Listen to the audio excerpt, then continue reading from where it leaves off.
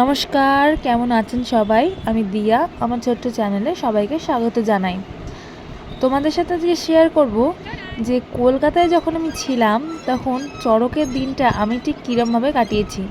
যদিও ভিডিওটা পোস্ট করতে একটু দেরি হয়ে গেল, কারণ কলকাতা থেকে ফেরার পরে আমার মেয়ে অনেকটাই অসুস্থ হয়ে পড়ছিল। যেহেতু তোমরা জানো যে আমরা কলকাতা থেকে দীঘা গেছিলাম, আর দীঘাতে এত গরম ছিল যে ঘরে ঠান্ডা আর বাইরে গরম, সেই ঠান্ডা গরমটা আমার মেয়ের খুব লেগে গেছিলো। সেই জন্য বাড়িতে এসে আমি একদম সময় পাইনি ভিডিওগুলো এডিট করার আর তোমাদেরকে জানানোর, সেই জন্য এতদিন দেরি হয়ে গেল। তাহলে আজকে চলো তোমাদেরকে বলি যে চড়কের দিনটা আমরা কীরমভাবে কাটিয়েছিলাম, আর আমার বাড়ির পাশের পার্কটার সম্বন্ধে তোমাদের কাছে বলবো। আমার বাপের বাড়ি হচ্ছে কলকাতার বিবেকানন্দ রোডে। যারা বিবেকানন্দ রোডের এরিয়ায় থাকো তারা এই পার্কটা খুব ভালো করেই চেনো। এটা হচ্ছে হেদুয়া পার্ক। ছোটোবেলায় এই পার্কটায় খুবই যেতাম, কিন্তু এইবারে গিয়ে আমি একটু অবাক হয়ে গেলাম যে পার্কটা একদমই পরিষ্কার নয়। মানে সরকার থেকে পার্কটার প্রতি কোনো খেয়াল যত্ন কিছুই রাখে না। যেহেতু ওটা বাচ্চাদের পার্ক, একটু তো যত্ন করা দরকার। আর যেগুলো বাচ্চাদের চড়ার জায়গা, সেখানে বড় বড় মেয়ে ছেলেরাও চড়ছে। আমার সেটা দেখে একটু অদ্ভুত লাগলো, কারণ কিছু জিনিস ওরা ভেঙে ফেলেছে।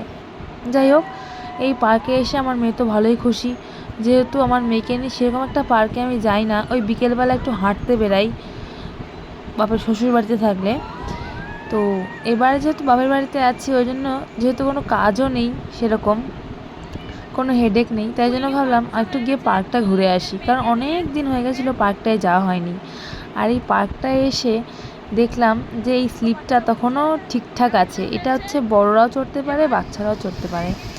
এই স্লিপটা প্লাস্টিকের নয়, পুরো দেখতেই পাচ্ছ সিমেন্ট দিয়ে ঢালাই করা।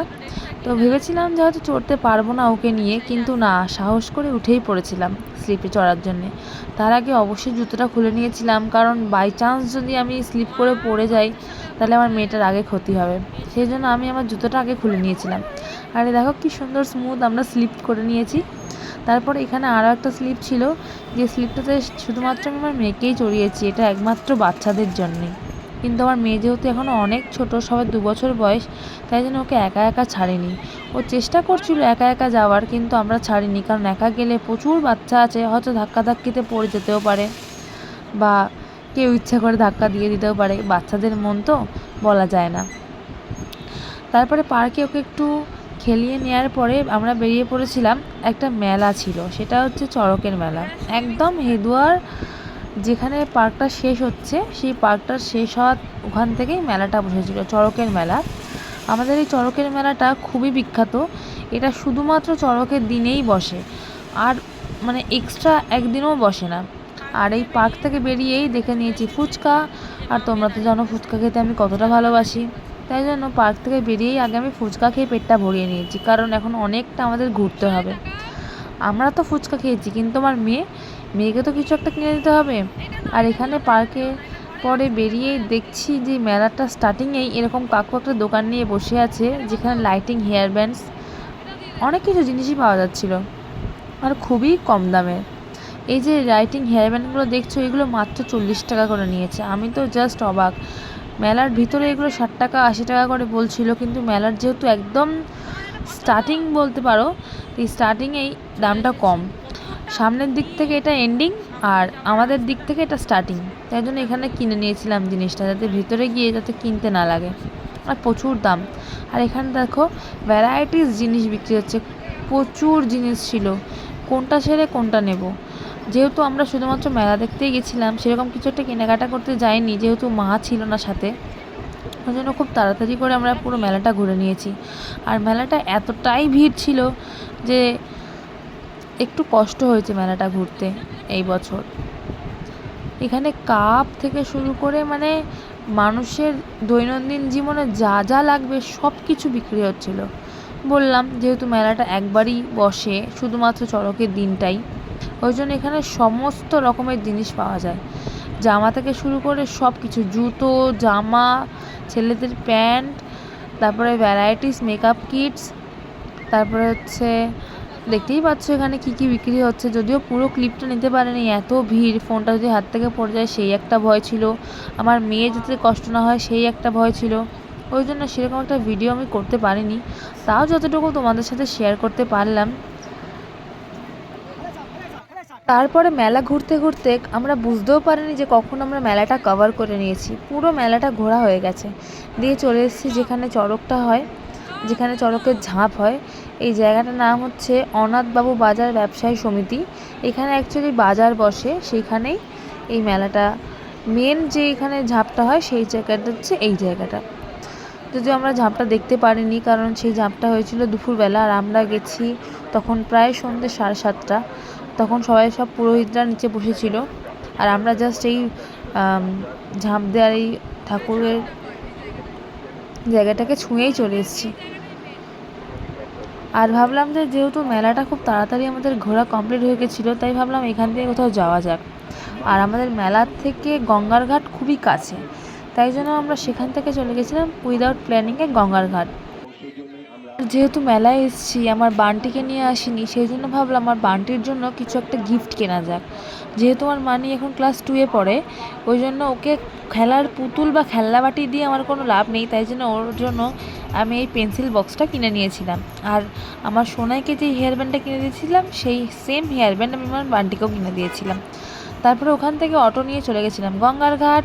আর এই যে দেখো গঙ্গার ঘাটে পৌঁছেও গেছি। গঙ্গার ঘাটে সামনে অটো নামিয়ে দিয়েছে, পুরোটা গঙ্গার ঘাটে যায় না, আমরা ওখান থেকে একটুখানি হেঁটে গঙ্গার ঘাটের দিকে চলে গেছি। যেহেতু রানী কোনোদিনও গঙ্গায় যায়নি, ওই জন্য মানে যায়নি বলা ভুল, অন্য কোনো সাইডে গেছিলাম, যেমন মিলেনিয়াম পার্কে গেছিলাম, কিন্তু নিমতলা গঙ্গার ঘাটে ওকে কোনোদিনও নিয়ে আসিনি, ভূতনাথে কোথাও কোনোদিনও নিয়ে আসিনি। ওই জন্য ভাবলাম ওকে একবার ভূতনাথ মন্দিরটা দর্শন করিয়ে নিই।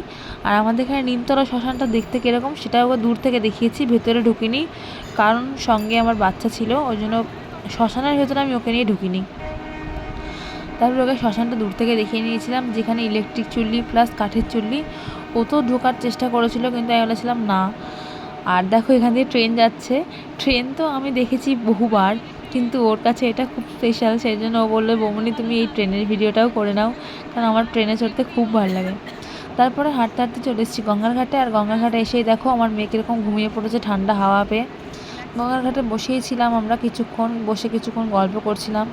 আর জলটা অনেক দূর নেমে গেছিলো, তখন পুরো ভাটা পড়ে গেছিলো, সেই জন্য আমরা অনেকক্ষণ গঙ্গার ঘাটে ছিলাম, প্রায় 40 মিনিট মতন গঙ্গার ঘাটে বসে থাকার পরে আবার আমরা রিটার্ন করেছি বাড়ি। যেহেতু রাত 9টা 9:30 বেজে গেলে বাবা বকবে, সেই জন্য তাড়াতাড়ি করে চলে এসেছি। আমরা সন্ধ্যে 7টা থেকে 8টা অবধি মেলা ঘুরেছি। আর মেলা ঘোরার পরে 5 থেকে 60 মিনিটের মধ্যে আমরা পৌঁছে গেছিলাম গঙ্গার ঘাটে। আর সেখানে ম্যাক্সিমাম 9:30 অবধি ওখানে ছিলাম। দিয়ে 9:30টার পরে ওখান থেকে অটো করে আবার সেই চড়কের মেলায়, যেহেতু ওই রাস্তাটাই আমাদের বাড়ি যাওয়ার রাস্তা, চড়কের মেলার একদিনের জন্য রাস্তাটা বন্ধ করে রাখে, ওই জন্য আমাদের ওইটুকু স্ট্রাগল করতে হয়েছে। আর এখানে দেখো আমার মেয়ে ঘুম থেকে উঠেই ওকে জলে নিয়ে যেতে হবে, যেহেতু চোখের সামনে জল দেখেছে। আর আমার মেয়ে হচ্ছে জলের পোকা, আমার দিদিভাইও জলের পোকা। আমার দিদিভাইয়ের সঙ্গে আমার মেয়ে যতদিন ছিল, আমার মেয়েকে পুরো জলের পোকা আরও বানিয়ে দিয়েছে। তারপরে গঙ্গার ঘাট থেকে একটু মাথায় গঙ্গার জল ছিটিয়ে নিয়ে চলে এসেছি আবার মেলায়। মেলা থেকে 2টো আইসক্রিম কিনে নিয়েছিলাম, দিয়ে আইসক্রিম কিনে নিয়ে, আর এত পরিমাণে তখন হঠাৎ করে ঝড় উঠেছিল যে তোমাদেরকে বললাম যে বাবা আমাকে বকবে, একদম সেই কাজ চালু।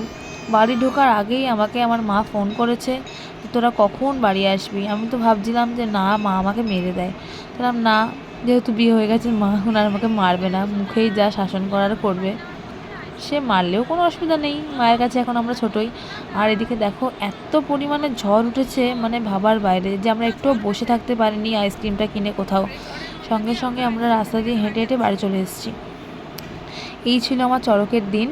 চড়কের মেলা প্লাস গঙ্গার ঘাট দুটোই সেদিনকে আমরা কাটিয়েছি।